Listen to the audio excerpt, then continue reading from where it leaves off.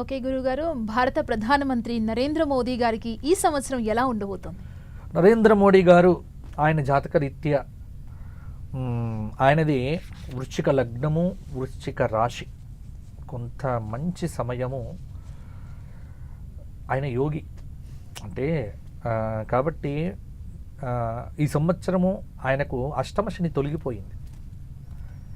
అర్ధాష్టమ శని తొలగిపోయి శని పంచమానికి వచ్చాడు. వృశ్చిక రాశి కదా, కొంత ప్రభావం అనేటువంటిది బాగుంటుంది. ప్రపంచ ముఖ చిత్రాన్ని మార్చివేయగలిగినటువంటి శక్తి.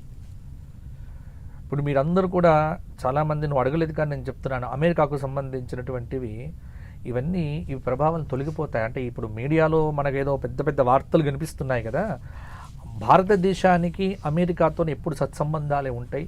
ఈ సుంకాలు పెరగటాలు ఇవేవి ఉండవు, అన్నీ మళ్ళీ నార్మల్ అయిపోతాయి. కాబట్టి అన్నీ తగ్గుతాయి.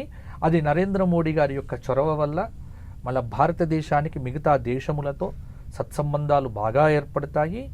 నరేంద్ర మోడీ గారు తిరుగులేని నాయకుడిగా ఈ సంవత్సరం కూడా బ్రహ్మాండంగా అప్రతిహతంగా తన ప్రభావాన్ని చూపిస్తారు. ఎందుకంటే మనం చూస్తూనే ఉన్నాం, ఎలక్షన్స్లో కూడా మొన్న కూడా ప్రభావం చూపించింది. తెలంగాణ రాష్ట్రంలో కూడా బీజేపీకి సంబంధించిన ఎమ్మెల్సీలు గెలిచారు. అంటే ఇవన్నీ కూడా ఒక మంచి ప్రభావాన్ని చూపిస్తూ ఉన్నాయి. కాబట్టి నరేంద్ర మోడీ గారికి బ్రహ్మాండంగా ఉంటుంది, ఏమీ ఇబ్బంది లేదు. అంటే మరోవైపు రాహుల్ గాంధీ గారిది ఎలా ఉండబోతుంది ఈ విశ్వావసునామ సంవత్సరంలో? ఇప్పుడు రాహుల్ గాంధీ గారిది ఏమిటో నక్షత్రం నాకైతే ఏం తెలియదు నిజానికి. అంటే ఇప్పుడు మోడీ గారిది తెలుసు కానీ అందుకే నేను చెప్పగలిగాను.